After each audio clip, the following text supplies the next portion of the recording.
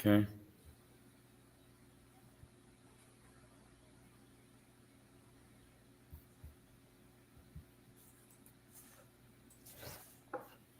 Okay.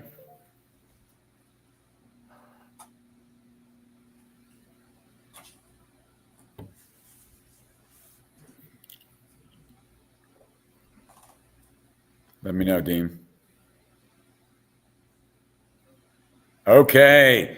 We are here. We're live a couple of minutes late, but given all the buttons I had to click just to turn everything on, I feel fortunate to be here. So I've been looking forward to this interview with Scott Leese for the last 30 days or 45 days, Scott, since we planned it. So really happy to be here with you.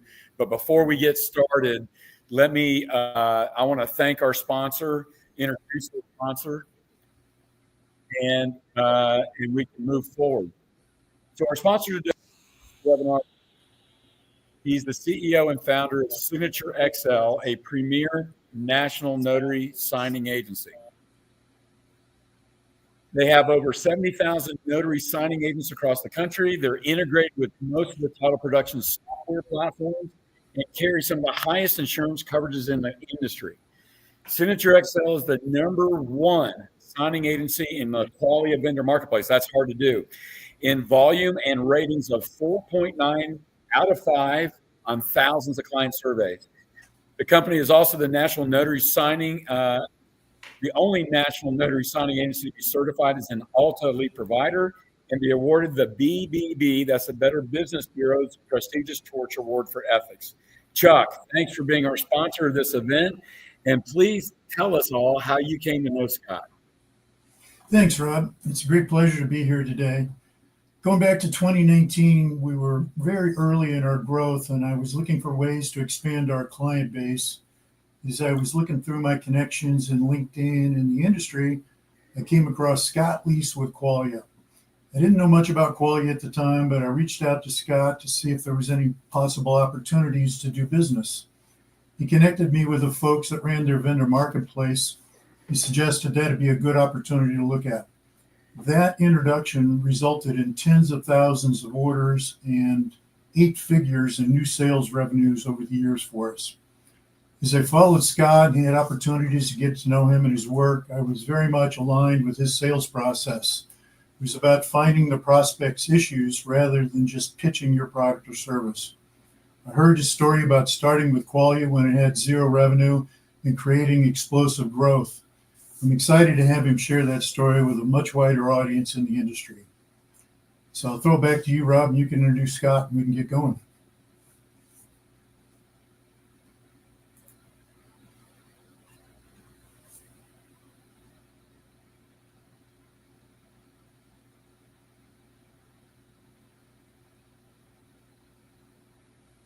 Back to you, Rob. He's throwing it back to you, Rob. All right, that sounds good. Thank you for that, Chuck. Chuck, hang out. Maybe there'll be some questions that we can all answer as we go. All right, Scott, let's get down and dirty right now. Tell these people how you can help them, give them the benefit of your experiences. How many unicorns, Scott? Is it 3 or 6? It's actually 12 that 12 unicorns. that I've been a part of and helped create. Yeah. All right. So 12 unicorns, and a unicorn, of course, is a company with $1 billion valuation, right? That's right. Yeah. So, before you jump into the business side of this, I think it would do everybody well to know a little bit about your background and how things sort of unfolded for you in college, your health, and how it led you down this path. Yeah, I appreciate the opportunity to be here and try to help everybody out. Thanks to Chuck as well as Rob for making this happen. I have a unconventional path towards getting into sales and sales leadership and tech and all this kind of thing. I, like most people, had no idea what I was going to do with my life or what I wanted to be when I grow up, but I knew I was an athlete, and I ended up playing 2 sports for 4 years in Division II, NCAA D2. Played tennis and soccer for 4 years, and studied psychology and religion while I was in school because it was the only thing that kind of was interesting to me at the time. I wasn't really thinking about what am I going to do next or how am I going to make money or any of this kind of stuff. And shame on me because it was also the mid to late 90s and I was in San Francisco and I missed the whole initial .com gold rush and everything like that. Went to grad school to study learning theory and the application to learning theory into technology, and got really sick when I finished graduating. Shame on me because sorry, getting an echo. It's hearing myself there for a second, but finished grad school right before I turned 23 years old at Arizona State, and got really, really sick, and took them a while to figure out what was going on, but had some autoimmune diseases, turned into colon cancer, had chronic kidney stones, and just over and over and over, just all of these horrific kind of health challenges. I spent 4 years actually hospitalized, fighting for my life. I've had 9 major surgeries. 4 of them were emergency life-saving surgeries.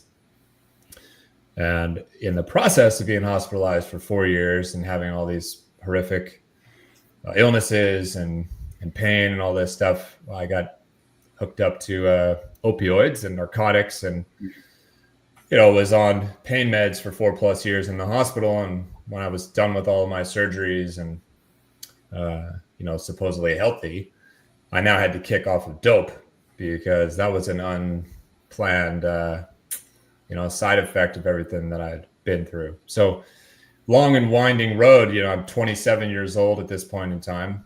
I really never had a career other than coaching or playing sports, really, and didn't know what I was going to do with my life. And a friend suggested that I try sales because you could, kind of outwork people and make as much money as possible if you go to the right place. And he's like, you're resilient, obviously, given everything you've been through. You're competitive with your athletic background. I was the captain of both teams. So, my buddy was like, you've got leadership skills. If you can figure out how to sell, maybe you'll be pretty good. Maybe you can have a career in this business.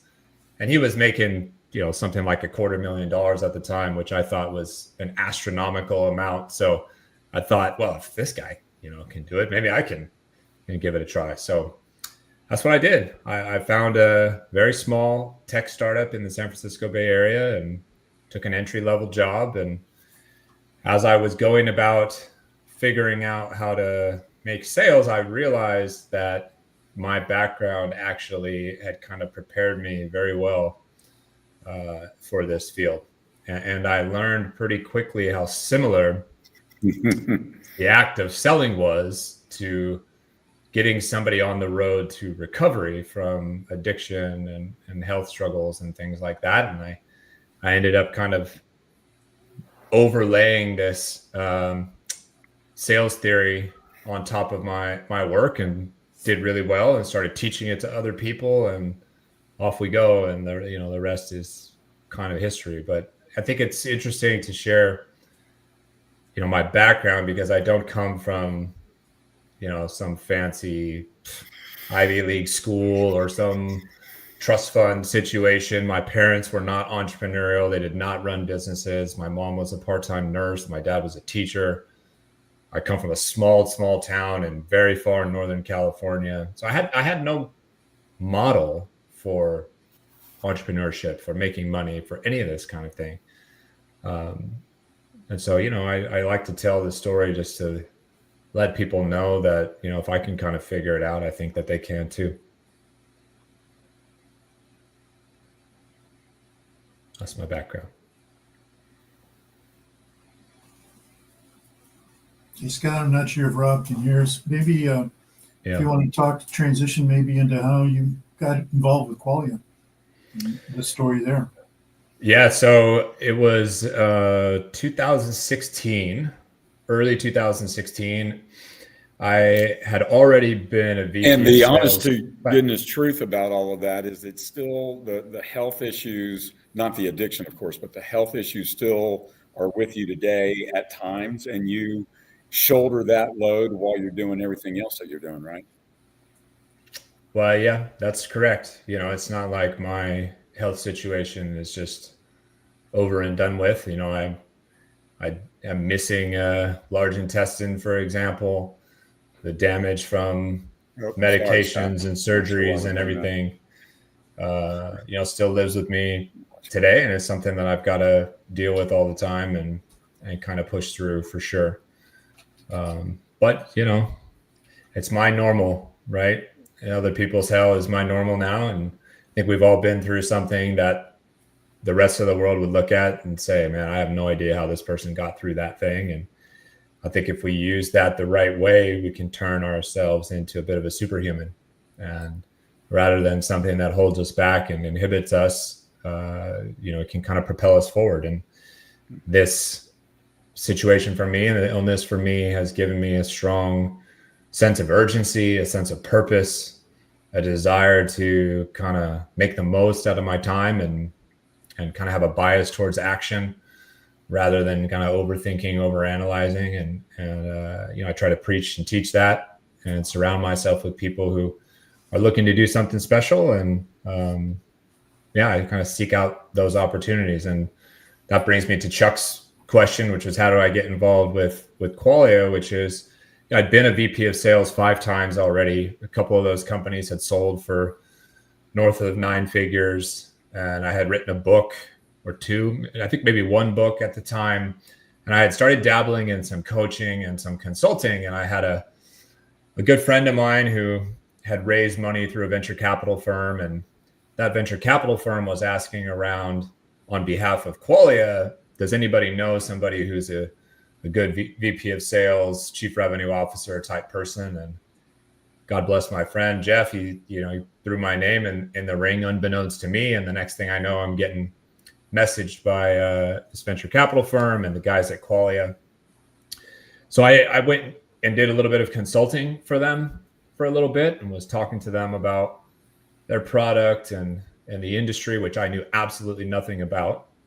They had no customers at the time. They had spent, don't want to misquote it, but I think they had spent like a year and a half or something like that at that point in time, just building the product, just only technology, no go-to-market motion, no marketing, no sales, nothing.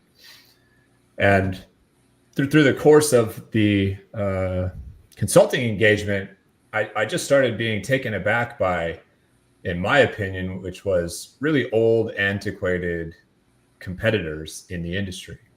The kind of market leaders. I remember looking at some of the technology thinking, you guys must be kidding me, right? That you guys are playing a joke on me. There's no way that people are using this type of tech. It looks like Oregon Trail, for God's sakes, from the late 80s and early 90s. And they're like, no, this is the number one, competitors in the space and whatnot. And they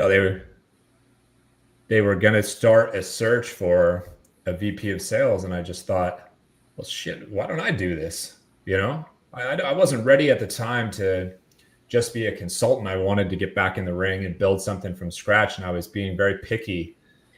And I thought, well, this is in real estate, which I love.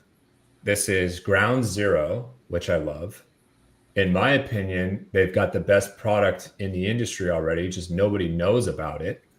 So that's a huge competitive advantage. And I just started looking at the opportunity, and I thought, well, this could be a $1 billion plus thing if I can get behind this and figure it out and scale the team appropriately. So I was really taken, Chuck, by what I thought was the massive size of the opportunity and the challenge of it all.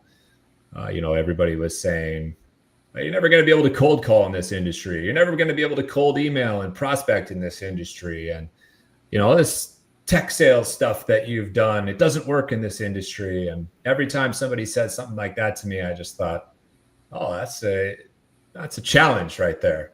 I'm going to prove you wrong. And so that little chip on my shoulder just got a little bit bigger every day. And, fortunately for me, they said, all right, let's give it a go. And they hired me on. And I think I started in maybe mid-November of 2015 or 2016, one of those two, maybe 2016, I think. Oh, that's how I got started there.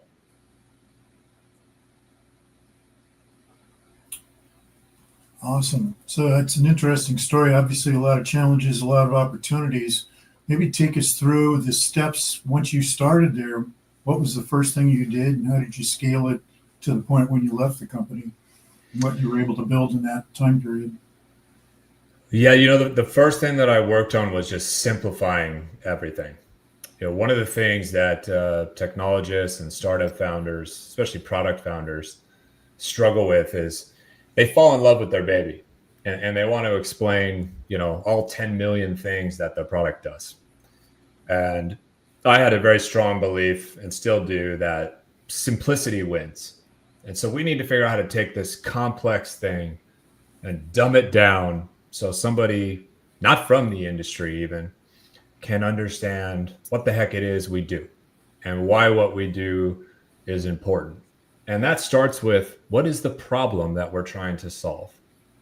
And I believe that I need to get somebody to explain to me and tell me what that problem is, rather than me just preaching at them and telling them what their problem is. So we come in and be very curious and ask questions and say, hey, Chuck, how are you doing XYZ? How are you solving XYZ problem over there? What do you love about the solution that you have right now? What do you not like? What are you frustrated by? If you could fix this thing, what would it be and why? Just a very curious kind of approach. And we started to get people to open up and tell us this thing we don't like and this thing's busted. And so rather than us explaining the 9 million things that we do, I'd just be like, well, appreciate you sharing that. We actually solved that problem, and we solved this other problem. We solved this other thing. I'd be happy to show you everything else that we do. And that really just started to resonate. It's just like really simple kind of messaging. And that very first, couple weeks that I was there, it was like drinking from a fire hose for me, because again, I don't come from this industry at all. So my step one was, I need to learn what the hell the title insurance industry is all about. Like it's day one stuff, flashcards and, dictionary kind of things. It's like a textbook studying, right? What do these acronyms mean? How do these companies make money? Who are the big players in the space? From there, it was, locking in, understanding, how do I use our product? I had to spend time figuring out, how do I open a file here? How do I do this thing here? Where do I go to search for this thing? And just the navigation of it all. Not enough as if I was a product, designer or founder, right? But enough to be dangerous, enough to answer, basic kind of questions and things like that. And then we had to figure out how to communicate some urgency to people and why it makes sense to make a move right now. And then our process, right? How do we find leads? Are we going to call them? Are we going to email them? What's our messaging going to look like? How do we demo the product, and how do we handle objections, and how do we even simple things like send out proposals and contracts and stuff like that. And so that very first couple weeks was just me learning. And God bless the folks at Qualia. They gave me that time. A lot of people hire sales guys in and they expect production like instantaneously, and you don't have much of a chance to learn. You just start running around like a crazy person trying to make things happen. But they didn't do that with me. They gave me a chance to learn. That December, I closed 18 deals. So we went from 0 customers that were paying to 18 customers in 1 month. And everybody was, super excited, and there was a lot of momentum internally, and we're thinking, oh, wow, we've turned the corner or whatever. And I was pumping the brakes saying, hold on. All I really did so far was follow up with a bunch of people that you guys had talked to before. And, a broken clock is right twice a day here. So I don't know if I've got this thing figured out yet. Well, let me see if I can do it again in January. And if I do, then I'll have a little bit more confidence. And I think January I closed 17 or 18 deals again, almost the exact same amount, except these ones were more new customers. So once I had sort of demonstrated that, okay, I think I know how to do this thing here. Now I have to demonstrate by teaching a couple other people, because I can't be the only sales guy. So we had a couple other sales folks that were, on the team, and I was working with them and helping them close their deals and refining our pitch and our process and whatnot. And they started closing a bunch of deals. And at that point, I went to the team and I said, okay, I think we've got this thing figured out. And now it's kind of time to scale. So ended up relocating from San Francisco, the sales org from San Francisco to Austin, Texas. Started hiring out some people that I knew from my prior life in tech sales. Nobody from the title insurance industry, by the way. Just hiring for sales acumen and startup acumen, not industry expertise, and trained those people up and kind of started growing from there. And, by the time I left 3.5 years later or so, we were well north of $1 billion valuation. We had supplanted, the RamQuests and ResWares and, e-closing and land tech and all these kind of companies. We had, in my mind, in our mind at least, really kind of wiped them off the board. And since now we've acquired damn near every one of those companies, I think the only one left that we haven't put out of business or acquired is SoftPro or so. And I don't know what the exact number is, though we have something close to like 80% of the market share right now. And I get text messages all the time from people who buy or sell a house, and they screenshot some of the software and it's Qualia thing. And they're like, hey, isn't this the company that you were working on all those years ago? I say, yep, that's the one. That's the one. So, yeah. Hey, Chuck, I think we've got my audio problems figured out. Can I jump in with a question? Yeah, go ahead. So, Scott, you have come up with this process that I think is very appropriate for this conversation in a lot of ways, and it's called addictive selling. Would you, and you've been applying that over the years, Qualia and other unicorns that you've been involved in, would you define first what the addictive selling is, and then let's talk about how you use it at Qualia and how a title agent can use it today. And I'll stop here by saying, title agents sell to real estate agents. You sold to title agents. Is it the same? Is it different? Are there nuances? So I think the kind of the bring it home part is the answer to that question. But first, talk about what addictive selling is. Yeah. So in 2016, before I took the job at Qualia, I released a book called Addicted to the Process. And it's kind of about my journey into tech and sales. And inside that book is something called the addiction model, which is my sort of sales philosophy and sales methodology. And one of the problems that I've had with sales methodologies is that most of them are overly complex, sort of require a PhD to understand, and they're too tied to CRM stages rather than actual kind of real world application of how people buy and how people make decisions. And when I was first selling, I realized that nobody cares at all about my product or my solution unless they believe and admit they have a problem. Well, that is just like addiction and recovery. The first step is get somebody to admit that they have a problem, right? And if you just go tell somebody they have a problem, they recoil. They get defensive. They get frustrated. They don't want any part of that conversation, right? And most salespeople ring somebody up on the phone and they say, hey, Chuck, this is Scott from so-and-so. We do blah, blah, blah, blah, blah, blah. And they just start barfing up the solution. And Chuck, of course, recoils because his initial instinct is, that doesn't apply to me. What are you talking about? I don't have that problem. So I realized that the first step was getting somebody to admit they have a problem.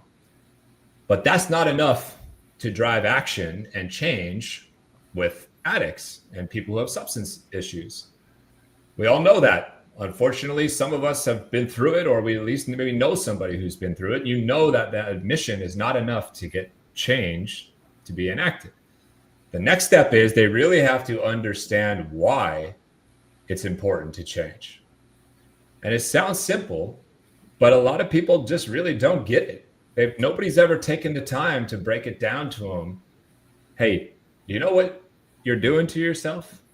And it could be addiction wise. It could be like, you're killing yourself with this. You're driving your kids away. You're going to lose your job. You're going to lose your family. There's damage that you're not seeing potentially that's coming up. You're getting behind on your mortgage payments or whatever, right? And in business, You can know you have a problem with something and not do anything about it because you don't think it's painful enough compared to other things. So you just kind of let it fester. You let it sit there. So the second step for me was we got to build enough value and make sure people really understand why it's important to change. But that's not enough, because there's a lot of addicts that know they have a problem, understand the damage that they're doing, and they still don't do anything about it because they haven't hit this little thing called rock bottom yet. And what rock bottom really is urgency. Rock bottom creates a sense of urgency. Rock bottom is, oh shit, I can't wait any longer. I have to solve this now or else. And that is the hardest thing to capture in any sale, regardless of if I'm selling to title insurance agents, if I'm selling to realtors, if I'm selling to lawyers, if I'm selling to CTOs or CSOs, it doesn't matter. Urgency is the hardest thing to capture. Why should somebody take action now?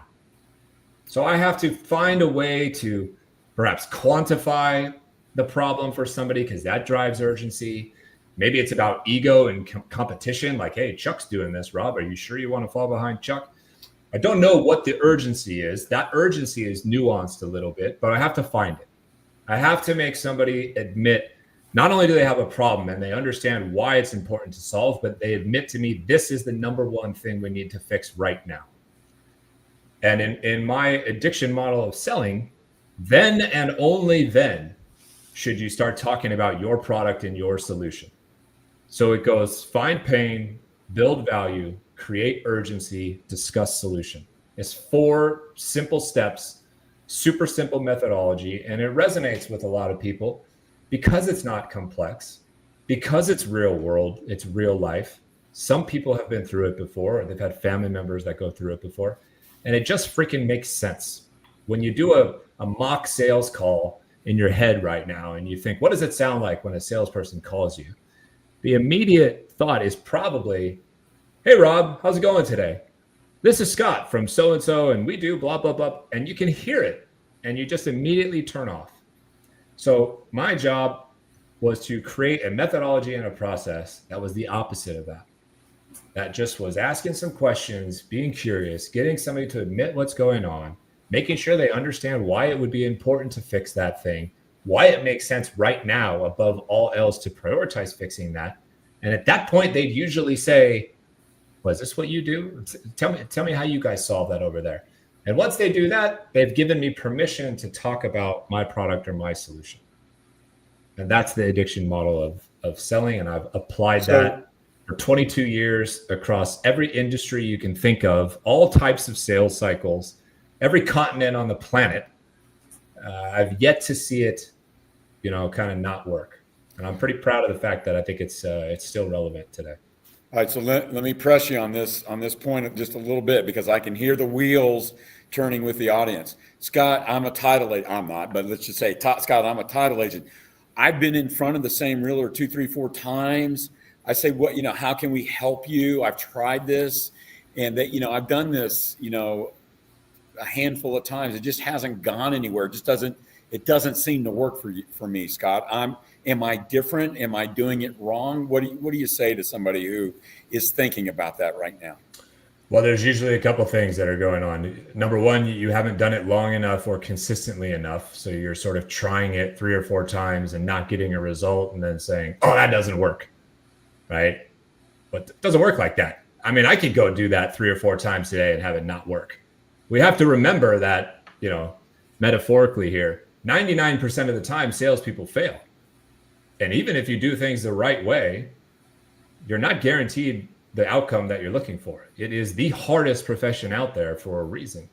So you have to be very, very mentally tough, and you have to be very stringent in your belief that me doing it this particular way is going to, over the long run, yield better results than me doing it a different way.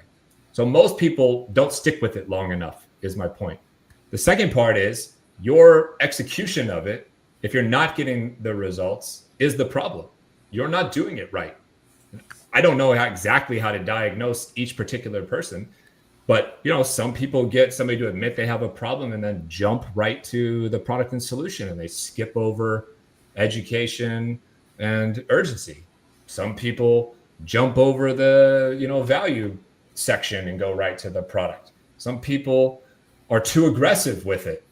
Some people tell somebody the problem rather than getting them to admit it. Some people are too gentle with it and are afraid to tell somebody that they're wrong, right? So my response to that is, why did it work for me and not you?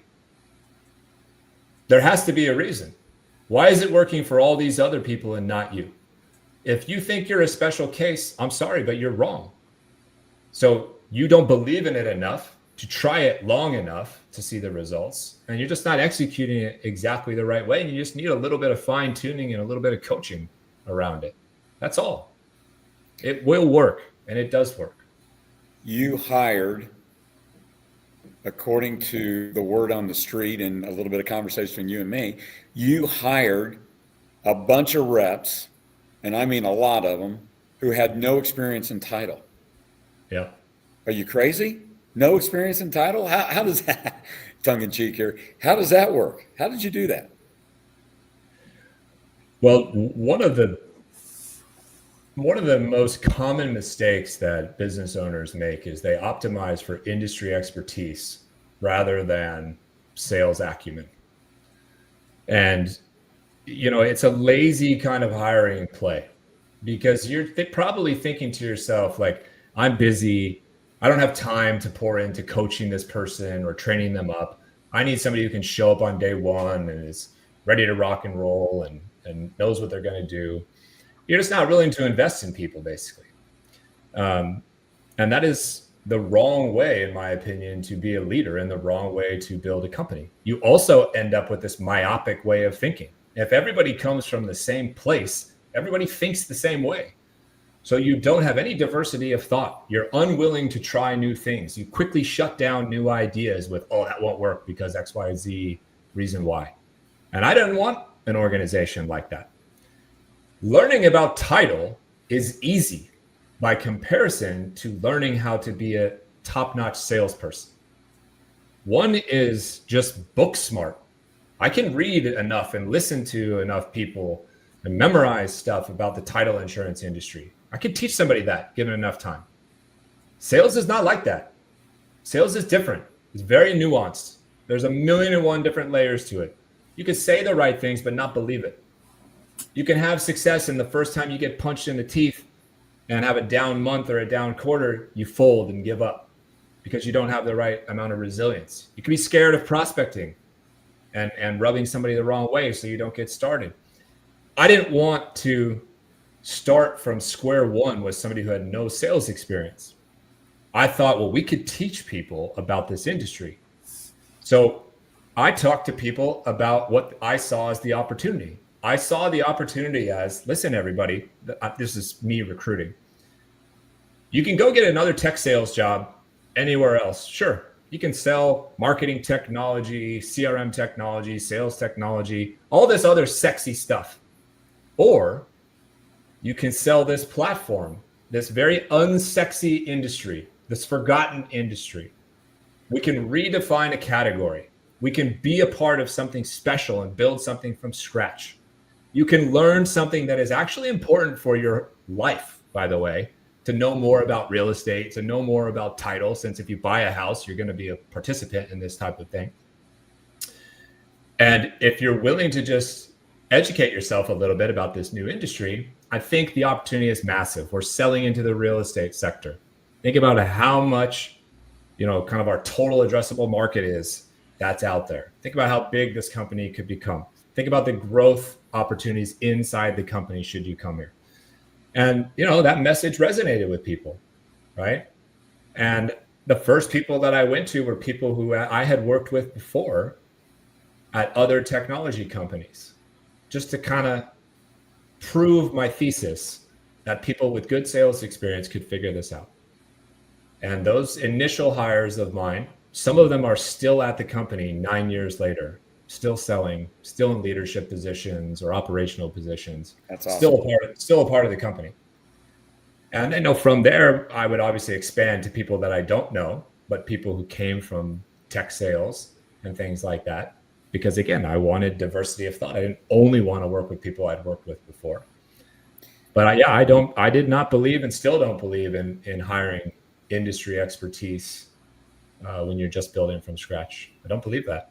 And I think a lot of title insurance companies would probably perform better if they hired salespeople and took the time to teach them a little bit about the title insurance business rather than just looking for people who already come from the title insurance business. And by the way, you're going to have to do that at some point in time because a lot of people in the title insurance industry are becoming quite seasoned and mature. And when those people retire or move on from this industry, where is the new crop of people going to come from if we're not willing to pull people in to this industry? And I thought about these kinds of things and took action on it early. But these people had something else about them unique. You told me this the other day. They weren't just inexperienced in title. Their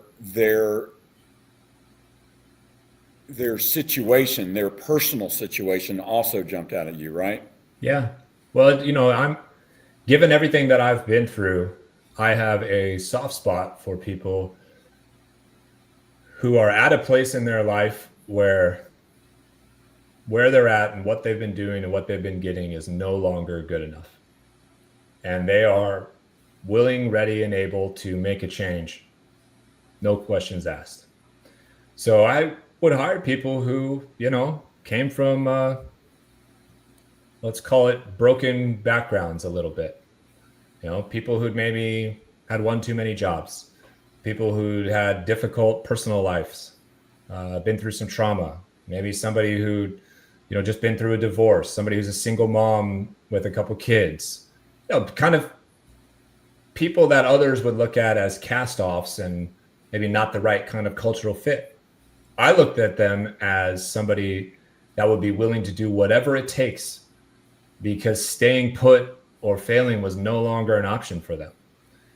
And I wanted to be a part of changing their life, and I want to help them get to wherever it is they're trying to go next. And I surrounded myself with those types of people. And that's the type of culture that, we developed, particularly on the sales side, right? Sort of bring me your broken and bring me your downtrodden. It's like, I'll put some work in. And as long as these folks, as long as you hold up your end of the bargain, you're telling me, Rob, that you're willing to do what it takes, then okay, right? And betting on those type of people is and has been extremely rewarding, to see some of these folks completely turn their life around. Some of them, I could think of one woman in particular. She came to me and she was a single mom, recently divorced, 3 daughters. Her ex-husband had squandered away millions of dollars. I think they were in farming or ranching or something like that. And this woman became a top seller, became a sales manager, moved on, went to a different company, became a VP of sales, a CRO, and now she runs her own company and is raising millions of dollars and is just in a totally different place. And personally, that type of story is extremely rewarding. And there's countless stories like that, inside of the sales organization at Qualia, people who have gone on to do amazing things, people who are still there doing great things. That stuff was important to me. I didn't want to hire somebody who thought they had it all figured out and was just going to be like, leave me alone, Scott, let me do my thing. I didn't want that. I wanted somebody who wanted to learn, who wanted to get better, who asked a lot of questions, who said, show me how to do this and I'm going to do it. And I think that was a big part of our success, was that type of culture that we built. Those are the people that make that extra call at the end of the day, aren't they?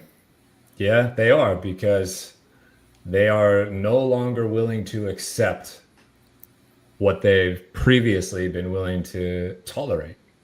And so an extra call or an extra question or an extra, role play, an extra practice, an extra piece of literature that they researched at night, an extra piece of research on a particular client, a handwritten note, something that they learned and remembered when they went to an event and shook your hand. These little things add up, and they add up to being able to open up and create relationships and nurture relationships along. And eventually those things turn into, revenue and clients. And that's what we were all about. Amen. Yeah. So I'd like you now, I'm going to ask you a question that's going to head you in the direction of talking to the title agents and to the title operators who are listening to this. Because I know what some, maybe most of them are thinking, because I've talked, like you, I've talked to thousands of title agents in my 25-year career in the industry. Scott, we are regulated. The state insurance departments, RESPA, you name it, we can't buy them a cup of coffee hardly. We can't do anything for these people to even sit down and have a meaningful conversation. We can't promise them anything in return for their business. It's against the law. All I can do is go out and offer to a real estate agent that we have the best customer service and that our closing process is very transparent and that we'll keep them in the loop. But we all say the same thing. I say it, the title agents down the street says it, First American Direct Operations, and I'm not picking up First American, but the underwriter direct ops across the street, they say it.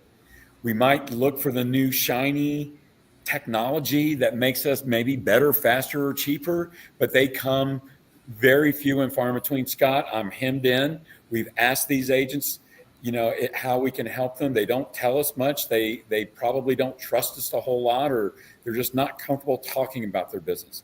I'm up to here, Scott. Save me. Well, all the answers are hidden in everything that you just said. I mean, you just said you sound like everybody else. Okay, that's problem number one. If you sound like everybody else, you got to figure out a way to sound differently. Okay, so you're highly regulated and you can't do stuff. You can do something. I promise you that if we sit with a big whiteboard and we just brainstorm ideas, now you might have to scratch off 50 of my ideas because they're regulated or illegal or whatnot, but 50 others will be out there that are possible. You talked a lot about your service and, your production and That's just talking about your product and who you are. Nobody gives a shit. Nobody cares, right? That's not going to somebody and talking to the realtor and finding out what are they actually struggling with. And even beyond that, why don't you just help them? Why don't you just do stuff for them? Give 9 times in a row before you have any ask. You don't know who you might be able to help or who might be able to help you. And you don't know when that special moment is going to be, right? So let's say you've got relationships with realtors and they're working with somebody else. So what? What if the other person they're working with gets hit by a bus tomorrow? Don't you want to be the first person on somebody's mind? What if that other person retires? What if they move? What if that relationship sours for some reason? I want that real estate agent to instantaneously have me on speed dial the moment something changes. I want them to say to me, oh, you know what? I'm going to call Scott. This guy has been around for a while. He's helped me X, Y, and Z times. He's never asked for anything. You can do that. You can nurture those relationships along. You can have a long tail view of things rather than a short-term transactional view of things. So what can you do to nurture those relationships? What are the challenges that real estate agents have? What are their pain points? How can you specifically help them solve some of those without trying to get business out of them? Just by giving. These are the questions that I would be asking myself and I would be asking my team. What can we do differently? We have to do something differently. Otherwise, you're just going to keep getting what you've been getting, or even worse, what you've been getting is going to shrink and dwindle to nothing. So you've got to be willing to do something. And you have to try. You have to experiment. You can't get stuck in this pattern of, oh, that won't work, or we've tried that and that won't work. Well, it's working for other people. If you're not the number one group in your city or your region or your state, you have to ask yourself why. What are those other people doing that you're not doing? And why aren't you doing it? And what can you copy? What can you beg and borrow and steal, metaphorically, from their execution that you can apply and learn from, right? So it's less about a specific thing or a tactic and more about the mindset. So you come to me with this closed mindset of like, I'm up to here, I've got no options, I can't do this, I can't do that. All I hear is negativity. All I hear is somebody who is unwilling to try. And I just don't believe that a great operating team can't sit together in a room and come up with creative ideas that do not break any rules or regulations or anything like that. And you can completely transform how you operate by doing it that way. I do this all day long in my business now. I have people from all over the world every single day messaging me, asking me for help. And I just give them help. I don't ask for anything. I do it over and over and over and over again, to the point where every now and then I'm like, God, this guy Chuck is like, he's peeling me for information. You know, I've given him free advice like 20 times here, right? And what eventually happens is somebody messages me and says, hey, you've been super helpful all these years. I've been building this new thing. I think we could really use your help. And all of a sudden, this person who I've nurtured a relationship with for years becomes a $100,000 consulting opportunity for me like that. Or drops my name to somebody else and Chuck becomes a referral partner for me. You have to play the long game like that. You have to be as well networked as humanly possible. You have to know everybody. You have to curry favor with everybody legally, however you can. You have to be somebody in your area and in your industry that other people go to for help. And I don't think that mindset will result in stagnation or failure if you apply it every single day. Chuck, before I have Scott wrap this up, is there anything you want to ask or interject? You know, I don't know how much time we've got left, but I was just going to talk about your Qualia experience. Some people in the audience are probably in different levels where somebody's got $50 million of VC money to develop a go-to-market and a playbook. Others are maybe a regional operation. They've got some degree of success over the years and they're looking to take it to another notch. And then you've got some small entrepreneurs out there that are bootstrapping it. How would your strategy differ based on those maybe three different buckets, categories in the audience? Well, obviously, if you're smaller and more bootstrapped, you have to find free solutions and methodologies versus being able to invest in some type of fancy technology that, you know, does things at a crazy scale. The good news, though, is that a lot of the strategies big VC-backed companies used to deploy don't work as good anymore, right? Like people simply don't talk on the phone as much as they used to. So, you know, there's like these power dialer technologies that can make like thousands of calls a day for one sales rep, for example. Well, that doesn't matter if nobody in your field picks up the phone. Like my ringer is off 24/7, right? So cold calling me is a good luck.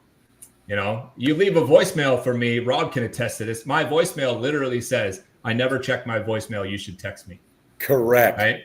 And you can't spam emails the way that you used to. You used to have tools like Outreach or SalesLoft or whatever, and you pump them full of email addresses and spam out these messages.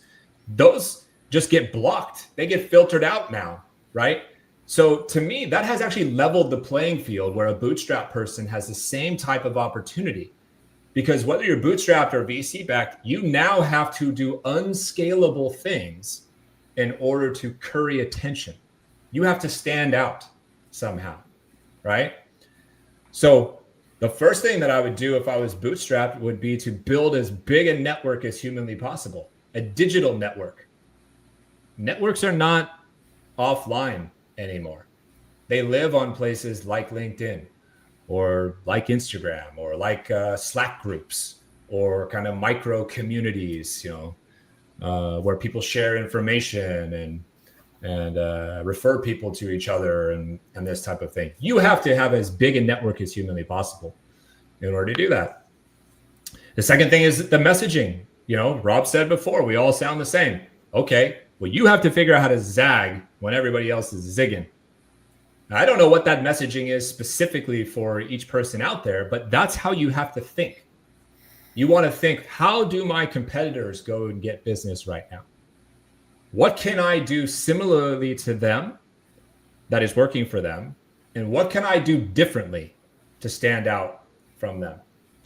Another thing you could do is consider hiring salespeople that come from a sales background, not title insurance people that are generalists that you stick on the phone because you think they're going to be able to be okay at sales. Another thing you could do, you might want to compensate people differently. In my experience, people in sales roles at title insurance companies are not compensated very well. Well, you get what you pay for, right? Up the ante a little bit. That might change the dynamic. What can you do as far as getting in front of people? Going to different events locally, especially ones that, are within driving distance that you don't have to spend a bunch of money to fly to, right? What kind of events can you put on? One of the strategies that works beyond everything else right now in any type of sales is micro events. Small, 15 to 30 person kind of events. And it doesn't even have to be a fancy dinner, which can cost thousands of dollars. Rob is he's in Montana right now, but he lives in Florida, right? Okay, you got great weather almost, year round. Put on a free pickleball event. It appeals to people of every age, every shape, size. It's out there. It costs you nothing. It's just a little mixer in the afternoon. Don't have an agenda. Don't pitch people. Just build relationships. Right. That is free. That's free. Don't play pickleball? Fine. What about a, community dog walk? What about a fun run? Things like this. So again, it is just more about creative thinking modalities than anything else. And when you actually get down to selling, I'm telling you, you have got to stop just pitching your product and service. You have to stop. You have to ask real estate agents questions like, what are you struggling with out there? Oh man, how have you been trying to fix that? What's working? What's not working? What do you love about who you work with right now? If you had a magic wand and can fix one or two things, what would that thing be? Get them to admit something being busted and then lock in on that thing and try to figure out, how can I help this person fix that particular problem? And it doesn't have to be with my product and my solution. Not yet. Be patient with it. Build the relationship along, right? These are the things that I would be telling people to do. If you're a big, huge company and you want to get better, you got to do something differently than you've been doing. Congrats, you scaled to 50 million. But if you want to go to 100 million, you're going to have to figure out something else. What is that motion? Is it direct mail campaign? Is it building out a huge affiliate and referral network? Is it hosting larger events? Is it attending every event on the planet that you can go to? Is it changing our messaging? Is it changing our offering? Is it changing how we pay for talent internally? I don't know the answer. I just know this is the process and the way that you should think about things creatively to change things up. You should not be stuck in, well, this is how we've always done it. Whatever got you to here does not necessarily mean it's going to get you to wherever you want to go next. So there is an evolution and a recreation and a rebirth at every few stages of growth. Going from 0 to 1 million is one stage. Going from 1 to 10 is another stage. From 10 to 25 is another. And each one of these things requires you to shed the old skin and build and become something new and try different things. This is gold. This is absolute gold. Hey, I have a really quick question, meaning you can give a very short answer to this, and then we can wrap this up. Just in case there are others on the phone on this call who aren't title agents, if we had some other folks that joined, let's just say hypothetically they're in the automobile logistics industry, right? Does this all apply to them as well, just the same 100%. Way, or do we carve them out? No, you don't carve. I don't carve anybody out. Like I said earlier, I have worked with people in damn near every industry you can think of. I actually have a client right now in the automotive industry. I have 2 clients right now in the logistics industry, one of which just sold to a private equity firm for hundreds of millions of dollars. Nice. So it's the same exact philosophy and the same exact sales methodology. There's just a little bit of nuance in how I ask questions and what the problems are and things like that.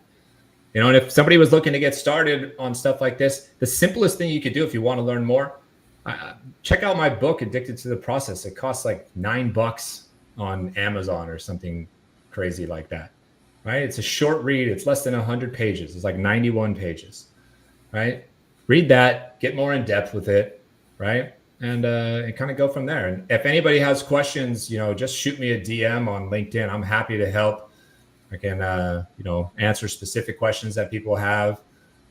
Talk a little bit more about, you know, what I do specifically. If anybody is looking for help, you know, on a deeper kind of level, I'd be happy to explore that. But yeah, take action. Bias towards action. Don't overthink it. Shrink the delta between idea and action. That's the best thing that you could do.